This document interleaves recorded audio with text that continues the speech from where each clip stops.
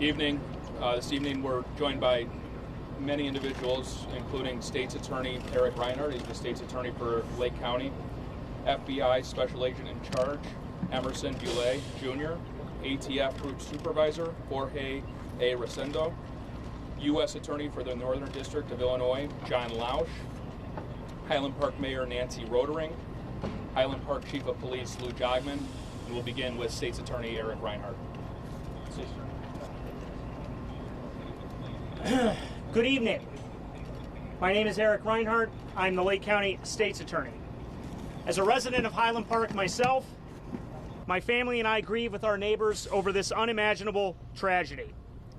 On behalf of the State's Attorney's Office, I want to express my condolences to the families of those who lost their lives yesterday in this premeditated and calculated attack. Separate from those 7 lives that were ripped away, over 24 other mothers, fathers, sons, daughters, brothers, sisters, and neighbors were injured. Hundreds, if not thousands, will be psychologically scarred by yesterday's events. These individuals, our community, and Lake County will never be the same. We are grateful to the unbelievably courageous law enforcement officers who were there when the shots were fired right here, in this pathway. They and other law enforcement agencies from throughout the state came to this spot of danger. They came to help, they came to protect, they came to comfort, and they came to investigate. Federal agencies, including the FBI, ATF, and U.S. Attorney's Office, have also been critical partners in this investigation, and you will hear a bit more from them this evening. These officers not only ran towards the danger, but worked tirelessly throughout the day and night to investigate and solve this case. I want to also thank all of the community members and business members and leaders who provided us with dozens of videos and photos. We continue our request for those photos and videos. This is still an open and active investigation. Please continue to contact all of the tip lines that we have suggested. To those who are physically and psychologically suffering today, in hospitals and in homes throughout our community, we offer our most fervent and urgent prayers. We offer prayers for healing, even though it feels that it may be so far away. I know that Mayor Rodering and Highland Park Police Chief Lou Jogman, Lake County, and our federal partners have already started the critical work of supporting the individuals who need us so much while they are in the throes of trauma. Today, our office deployed victim witness counselors and licensed therapists also to Highland Park.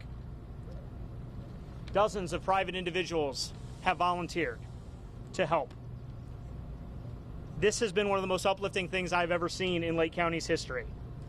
The community has come together, even in the throes of trauma. The loss of life and these devastating injuries and the overwhelming psychological trauma demand we seek justice and that we take broader action to protect life. Today, the Lake County State's Attorney's Office has charged Robert Cremo III with 7 counts of first-degree murder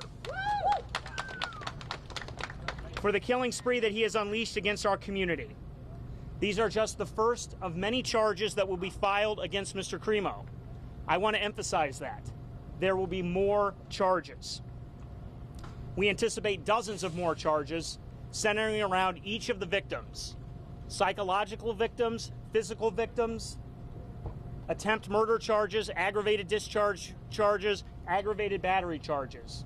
There will be dozens of more charges against Mr. Cremo. But these 7 counts of first-degree murder will lead to a mandatory life sentence should he be convicted without the possibility of parole. None of these charges would be possible, again, without the unbelievable efforts of law enforcement. I cannot thank them enough.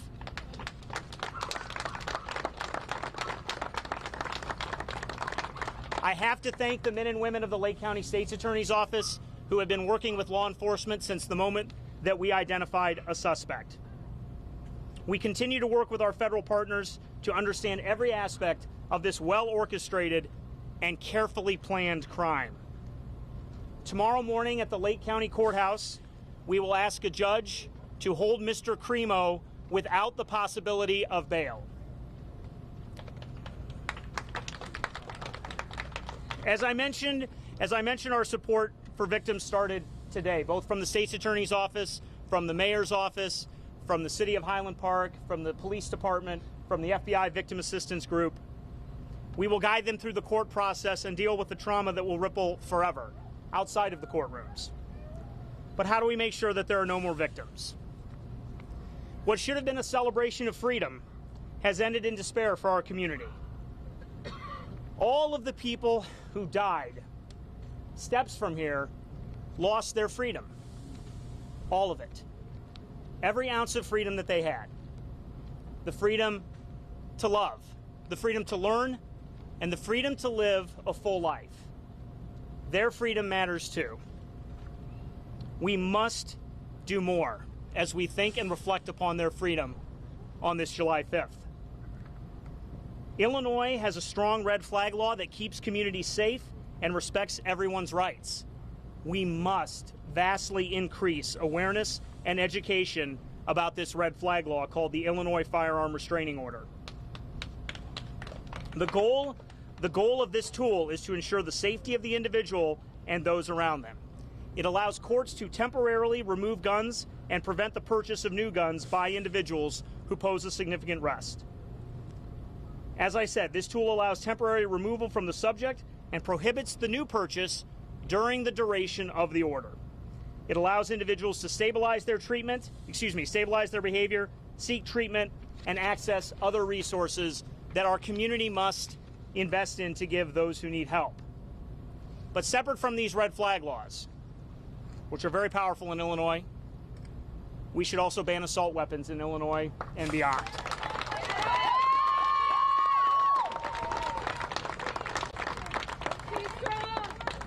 The assault weapon ban was implemented in 1994 with bipartisan support and with the support of law enforcement. It lasted for 10 years, and studies have shown that mass shootings like what happened yesterday went down during those 10 years. We should have that same ban in Illinois and beyond, in the entire country. The Lake County State's Attorney's Office stands with the people of Highland Park. As I said earlier, this is where I am raising my family also. Our Violent Crimes Unit will continue to work with all of our law enforcement partners to continue to build this case. As I said, it is an active and ongoing investigation. Our Victim Services Unit will answer every question, every text, every phone call, and every concern. We will stand with the survivors of this awful crime for as long as is necessary. In the courtroom, we will seek the maximum sentence against this offender, not because we seek vengeance, but because justice and the healing process demand it.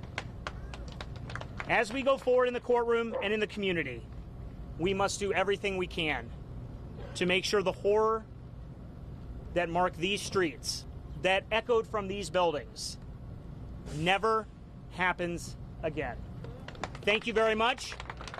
At this time, I would introduce U.S. Attorney and really our partner in this investigation so far, U.S. Attorney John Lausch.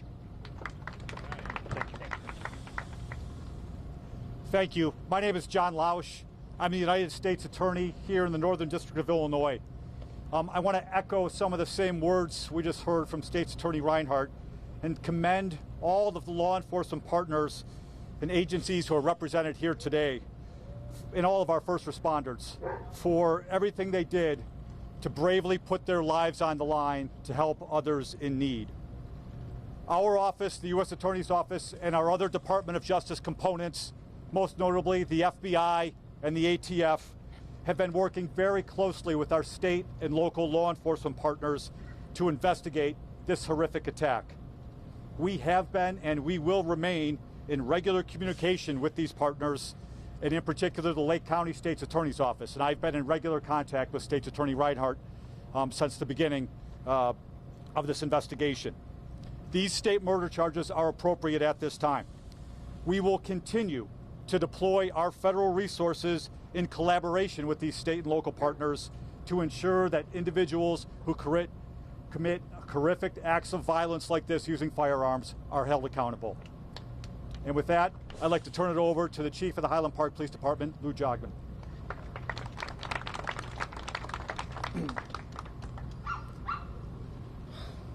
The last approximately 36 hours have been a lesson in the duality of humanity.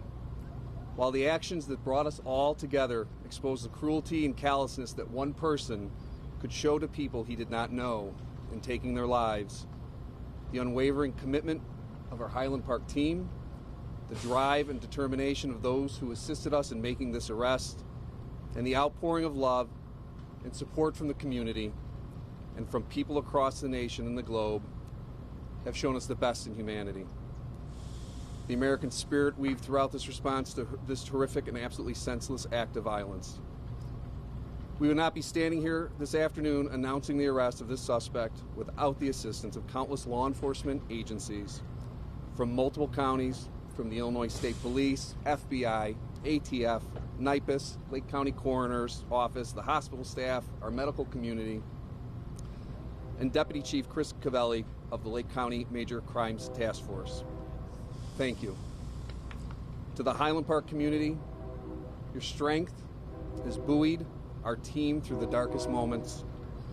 To our City of Highland Park team, the Fire Department, Public Works, our City Manager's Office, our Finance, and our Community Development Departments, your contributions have been invaluable, and we thank you. To Mayor Rotering and the City Council, thank you for your sustained engagement and unwavering support. And to the men and women with whom I serve alongside in the Highland Park Police Department, it is an honor and a privilege to serve with you. Your commitment and determination to see justice served for this community inspires me. I am proud of Illinois law enforcement. At this time, I would like to introduce Lake County Sheriff Deputy Chief Chris Cavelli, who's been a spokesperson for the Major Crimes Assistance Team. Thank you, Chief. I'm just going to read a brief statement on behalf of the Victim Service Response Team of the FBI. Beginning tomorrow, the FBI's Victim Service Response Team will be working in conjunction with local, state, and federal aid groups to staff a Family Assistance Center. At the Family Assistance Center, victims will be offered trauma counseling, government aid assistance, and if necessary, financial assistance. Victims are not just those physically injured in yesterday's events, but also those experiencing emotional distress. The center will open tomorrow, July 6th at noon. Victims of yesterday's incident are invited to access available services at the Highland Park High School, and that's located at 433 Vine Avenue in Highland Park. The Family Assistance Center will be available from noon tomorrow until 9 p.m., Thursday and Friday from 9 a.m. until 9 p.m., and thereafter as needed. Additional information regarding the return of personal effects left at the scene will also be released tomorrow. With that, we are going to open it up for some questions. I would just ask for a little bit of patience. We have a lot of stakeholders that are joining us today, so we can filter who is best to answer each of the questions asked. Phil? Chris, could we ask a question of the State's Attorney, please? Yes. Mr. State's Attorney, you went out of your way to note the red flag laws. We now know that this individual had contacts with law enforcement in 2019, where in one of the contacts he said he wanted to kill everyone in his family. A number of knives were taken away from him at that time. Should that have been a qualifying event under the red flag law, which would have prevented him buying firearms in 2020 and 2021? We have to look at every case on a case-by-case basis. I don't know the internal process of the Illinois State Police in terms of after that report was taken. We know there was not an application for a FOID pending at that time. The current red flag laws, you have a process where things are reported to the Illinois State Police with respect to FOIDs, and then you have the red flag laws, which is what I was referring to, which were passed in 2019 or effective in 2019, in terms of getting a court order where family members and other individuals who know the person at issue have to go to a court. So my reference to the red flag laws refers to that regime. With respect to the Illinois State Police, that has to do with the FOID application process. So if I'm hearing you right, what you're saying is possibly his qualifying events were before the fact, before he actually had applied for a FOID, obtained a FOID, and purchased a I would definitely refer all of those questions to the Illinois State Police in terms of that internal process back in 2019. You talked about family members. The timeline. Does this mean that he had a legal guardian who sponsored his FOID card? Did he get his FOID card before he was 21? Did he have a legal guardian who sponsored him? And if so, are you looking at charges at all for? I am absolutely not going to get into that level of detail on the investigation in our process. Okay, I have a question, and probably multiple people can take it. For somebody who planned an escape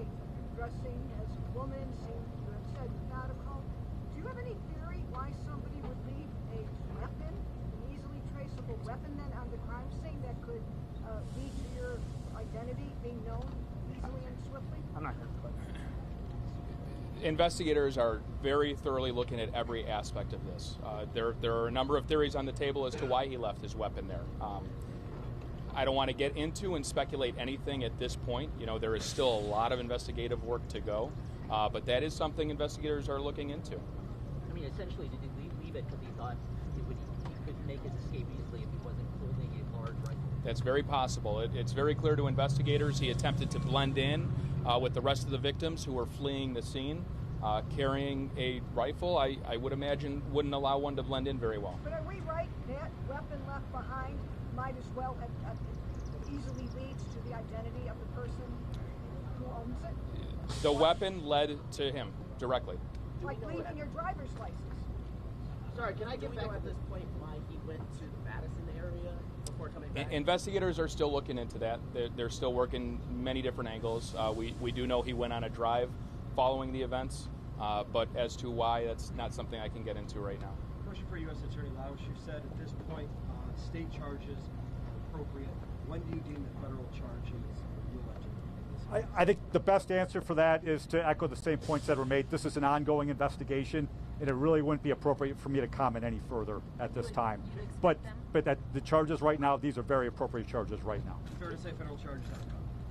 It should not read anything into it one way or the other. It would not be appropriate for to comment one way or the other whether or not there will be federal charges. Can you describe when local threats land on federal radar and what tools you have to identify and prevent these things before they happen? Okay, so there's a lot packed into that question. Here's what I will say: is the partners that are here, okay, and in particular FBI and ATF are the ones that are standing with me. They work every single day in order to mitigate threats that they learn of. And this is a particular instance when we had the horrific attack that happened yesterday, how they came to right away in order to help law enforcement ultimately be able to make this case and to bring the appropriate charges in state court. But again, at this point, I think it's fair to say from our end, this is an ongoing investigation. I'm very proud to be up here with my colleague from the Lake County State's Attorney's Office, but it really wouldn't be appropriate for me to comment any further about whether or not any federal charges are likely. Chris, Thank can you give us any further clarification on the weapons, where he obtained them, and what the enumeration means? So what I know firsthand at this time is that 2 of the weapons were obtained within the region here. Those were 2 of the rifles. The rifle used in the attack was purchased by him. And I just want to follow up on the question that you asked a little earlier. It's important to note Highland Park Police, when they responded to that 2019 incident, they removed the weapons that Cremo possessed. There were no firearms at that time to be removed. So as the state's attorney said, the red flag laws, there were no red flag laws to go after firearms in that home at that time. Now, you said the rifles were obtained in the region, but there were 2 rifles and was it 4 handguns? I can't say 4 handguns. There were a total of 5 guns. I'm sorry, 3 handguns. 5 firearms that he possessed. Okay, what about you said the 2 rifles in the region? What about the remainder? They were bought in Illinois. I'd have to get specifics as to exactly where. He got the FOID card before he was 21, is that true? Yes. So that means he was sponsored by a legal guardian? I don't want to speak to the process of the Illinois State Police. I don't have enough of their internal information to accurately respond. Yes, sir. So, Chris, what happened with when he went in the house and got the knife, did that appear on a FOID investigation?